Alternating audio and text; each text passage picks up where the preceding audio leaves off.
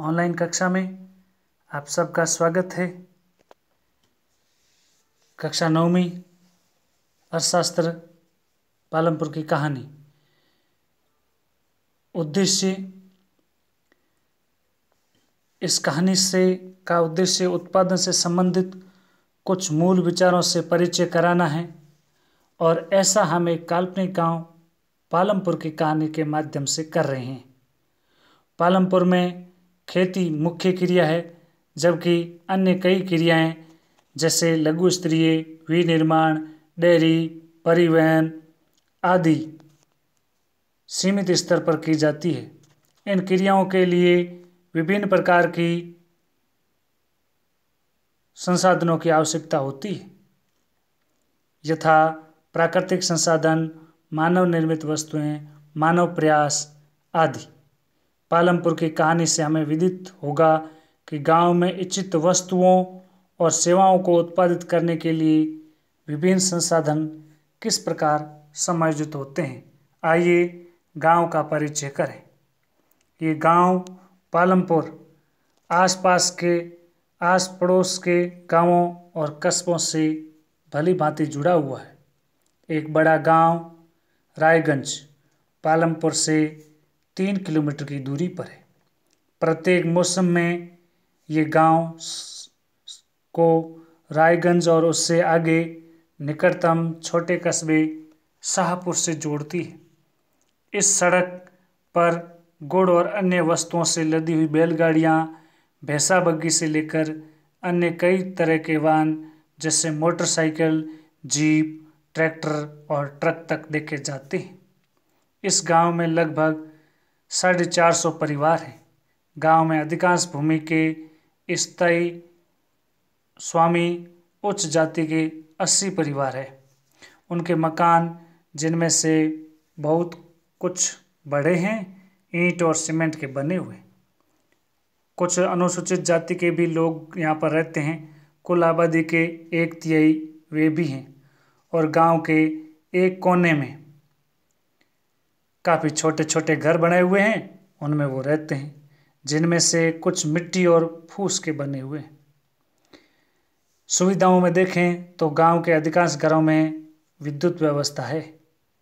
खेतों में भी सभी नलकूप है जो बिजली से चलते हैं और जिसका उपयोग विभिन्न प्रकार के छोटे कार्यों के लिए किया जाता है।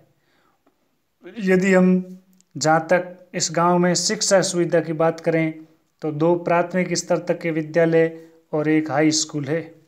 गांव में जहाँ तक चिकित्सा सुविधाओं की बात है तो एक राजकीय प्राथमिक स्वास्थ्य केंद्र है और एक निजी औषधालय है जहाँ रोगियों का उपचार किया जाता है। एक काल्पनिक गांव पालमपुर की कहानी हमें किसी भी गांव में विभिन्न प्रकार के उत्पादन संबंधी गतिविधियों के बारे में बताएगी। भारत में के गांवों में खेती उत्पादन ही प्रमुख गतिविधि है। अन्य उत्पादन की गतिविधियों में, जिन्हें हम गैर कृषि क्रियाएं कहा जाता है, जिसके अंतर्गत लघु विनिर्माण, परिवहन और दुकानदारी शामिल है। हम उत्पादन के बारे में कुछ सामान्य बातें जानने के बाद दोनों प्रकार की क्रियाओं पर विचार करेंगे। आइए सबसे पहले जानें उत्पादन का संगठन कैसे होता है। उत्पादन का उद्देश्य ऐसी वस्तुओं और सेवाओं उत्पादित करना जिनकी हमें आवश्यकता है। वस्तुओं और सेवाओं के उत्पादन के लिए 4 चीज़ें आवश्यक है। कौन कौन सी? सबसे पहली आवश्यकता रहती है भूमि तथा अन्य प्राकृतिक संसाधन जैसे जल, वन, खनिज। दूसरी आवश्यकता रहती है श्रम, अर्थात ये 2 प्रकार की। एक तो इसमें ऐसे लोग जो काम करेंगे जो कुछ उत्पादन क्रियाओं में जरूरी कार्य को करने के लिए पढ़े लिखे कार्मिकों की आवश्यकता रहेगी, और दूसरे ऐसे जो शारीरिक कार्य करने वाले श्रमिक हैं, उनकी जरूरत पड़ेगी। प्रत्येक श्रमिक उत्पादन के लिए आवश्यक श्रम प्रदान करता है। तीसरी आवश्यकता होती है भौतिक पूंजी की, अर्थात उत्पादन के प्रत्येक स्तर पर अपेक्षित कई तरह की आगतें क्या आप जानते हैं कि भौतिक पूंजी के अंतर्गत कौन कौन सी मदें आती है? तो इसके अंतर्गत 2 प्रकार की मदें आती है। सबसे पहली जो मद आती है उसमें हम औजार, मशीन और भवन को लेंगे। औजारों तथा मशीनों से अत्यंत साधारण औजार जैसे किसान का हल से लेकर के परिष्कृत मशीनें जैसे जनरेटर, टरबाइन, कंप्यूटर आदि आते हैं। औजारों, मशीनों और भवनों का उत्पादन में कई वर्षों तक प्रयोग होता है, इसलिए इन्हें स्थायी पूंजी कहा जाता है। दूसरे प्रकार का कच्चा माल और नकद मुद्रा, यानी इसके अंतर्गत उत्पादन में कई प्रकार के कच्चे माल की आवश्यकता होती है।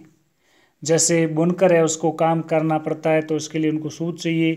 कुम्हार है जो बर्तन बनाने का कार्य करता है तो उसके लिए उनको मिट्टी की आवश्यकता होती है।